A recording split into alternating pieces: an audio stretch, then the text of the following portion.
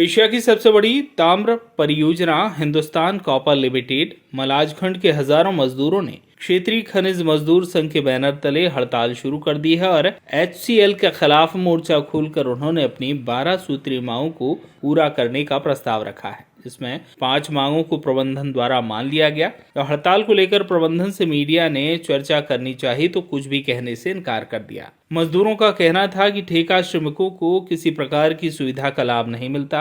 इसको लेकर कई बार प्रदर्शन भी किया गया, लेकिन मांगों पर सुनवाई नहीं होती। अब ठेका श्रमिकों का आक्रोश बढ़ गया है और उन्होंने 23 नवंबर को सुबह से ही हड़ताल शुरू कर दी। यहां प्रदर्शनकारी श्रमिकों की मांग थी कि ठेका श्रमिकों को परफॉर्मेंस रिवॉर्ड के रूप में प्रदर्शन आधारित प्रोत्साहन PLI योजना के तहत 7,000 रुपए प्रति कर्मचारी दिया जाए। इसके अलावा श्रमिकों को परियोजना में साप्ताहिक अवकाश के अतिरिक्त 3-4 दिन का जो ब्रेक दिया जाता है उसे बंद किया जाए तथा ठेका श्रमिकों को अगले वर्ष 2025 से 12 CL और 12 मेडिकल छुट्टी के साथ साथ ठेका श्रमिकों को भी मेडिकल सुविधा दे दी जाए। इन सुविधाओं के अलावा प्रतिमाह payment slip, PF slip, gratuity, आवास, इससे प्रभावित गांव के किसानों को फसल नुकसानी पर मुआवजा और युवाओं को रोजगार दिलाने व बुनियादी सुविधाओं की भी मांग की गई है। यहाँ श्रमिकों की हड़ताल का असर भी देखने को मिला, जहाँ सहायक प्रबंध निदेशक कोलकाता ने श्रमिकों को आश्वासन देकर उनकी 5 मांगों को पूरा किया। प्रवास पे आए हुए थे, उनके आगमन के समय हम लोगों ने अपनी मांग पत्र क्षेत्रीय खनिज मजदूर संघ के माध्यम से उनके डेलीगेट्स के बीच में रखा, जिसमें से परफॉर्मेंस रिवार्ड पहला मांग था। परफॉर्मेंस रिवार्ड में 7,000 रुपये की मांग की गई थी, किंतु 7,000 रुपये ना देते हुए उसको गिफ्ट के रूप में वो परिवर्तित करके कुछ गिफ्ट वगैरह देना चाहते हैं। जो ED को मिलेगा वही गिफ्ट हमारे ठेका श्रमिकों को भी मिलेगा। ये पहला मांग पूरा हुआ। दूसरा मांग हमारा मेडिकल को लेकर के था। मेडिकल के संबंध में HCL के डॉक्टरों को भी फीस नहीं देना है ठेका मजदूर को, और बाहर से आते हैं उन डॉक्टरों को भी फीस नहीं देना है और उनको पूरी दवाई उपलब्ध कराई जाएगी। बड़ी बीमारी होने से जो आयुष्मान कार्ड बना है, उस आयुष्मान कार्ड जहाँ जहाँ इलाव है, चाहे वो भिलाई हो, चाहे दुर्ग हो, रायपुर हो, या नागपुर या बालाघाट, इसके लिए उन लोगों ने बोला अगर किसी प्रकार की कोई दिक्कत आती है तो मिनिस्ट्री से बात करके इस काम को सॉर्ट आउट करेंगे। एक इनका ये वाला काम हो गया।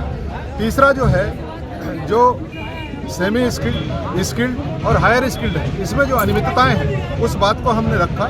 इस बात के लिए वो सहमत हो गए कि जो लोग 0 से लेकर 5 साल हैं, 5 साल तक काम कर रहे हैं, वो सेमी स्किल्ड में आएंगे, और 5 साल से 10 साल वाले जो हैं ये हाई स्किल्ड या सेमी स्किल्ड में रहेंगे, और 10 साल से 15 साल वाले जो लोग हैं वो हाई स्किल्ड में जाएंगे।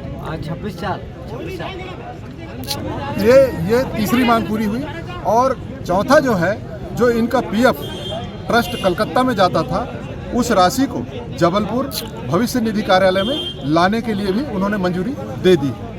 इसके अतिरिक्त जो अन्य मुद्दे थे उनके ऊपर, जैसे ग्रेजुएटी है, ग्रेजुएटी को उन्होंने कहा कि इसके ऊपर में हमको विचार करना पड़ेगा।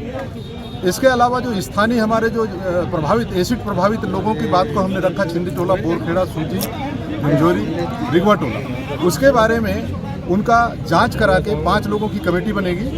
एक HCL का रहेगा, एक लोकल प्रतिनिधि में हम रहेंगे, और एक ग्राम सेवक रहेगा, और तहसीलदार रहेंगे, और पटवारी रहेगा। ये डिसाइड करेंगे कि किसका खेत कितना नुकसान और कितना एसिड पानी से प्रभावित है, उसके आधार पे उनका मुआवजा तैयार किया जाएगा। कब तक चलना है हड़ताल? नहीं, हड़ताल का समापन आज कर दिया गया। हमारी 12 मांगे थी। 12 मांगे में से उन्होंने 5 मांग जो है स्वीकार कर ली है, और जो मांग रूल में नहीं है, जैसे हमने 12 CL और 12 मेडिकल की बात की है, तो ये ठेका मजदूर के साथ में नहीं आता, ये उन्होंने कहा। और इसके अतिरिक्त जो ब्रेक है, ब्रेक क्यों बढ़ता है, इस बात को उन्होंने बोला। तो वो पीछे रास्ता से जो ये लोग भर्ती करते हैं, इसमें बहुत सारा रिश्वतखोरी चला करके, इस कारण से जब मैन पावर बढ़ जाती है तो जो पुराने लोग करते हैं उनकी हाजिरी को कम करके और उनको दिया जाता है। इस वजह से इसमें ब्रेक लगाने की बात किए हैं। तो इसके लिए हर डिपार्टमेंट वाइज कोई भी नया लड़का भर्ती आता है, जब मैन पावर पूरा है तो नया भर्ती करने की कोई ज़रूरत ही नहीं है। यदि रिटायर हो जाता है, जगह रिक्त हो जाती है, तो उसके जगह में दूसरी भर्ती की जाए। सर आपकी मजदूर होंगे यहाँ पर? यहाँ पे टोटल मजदूर आज के तारीख में 1178 मजदूर कार्यरत हैं। सभी हड़ताल पे थे? सभी इसमें उपस्थित थे। और दूसरी बात जो है MMPL और DCS जो कंपनी यहाँ काम कर रहे हैं, उन कंपनियों के जितने भी श्रमिक हैं उन लोगों को ड्रिंकिंग वाटर का प्रॉब्लम है, उनके यहाँ कैंटीन की सुविधा नहीं है, उनमें पेमेंट अनियमितता है।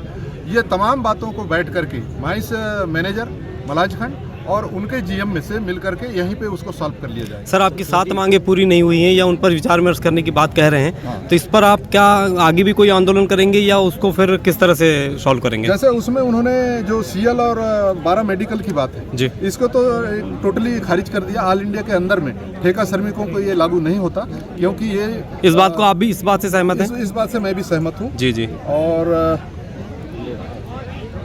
बाकी की मांगों के लिए क्या करेंगे ये मैं जानना चाह रहा हूँ। क्या आंदोलन आगे? नहीं, समय आने पे जी, यदि इन्होंने हमारे साथ छलावा किया तो पुनः हमारी मांग को लेकर के हम मैदान में फिर आएंगे और संघर्ष जारी रहेगा। Bureau report, Balaghat.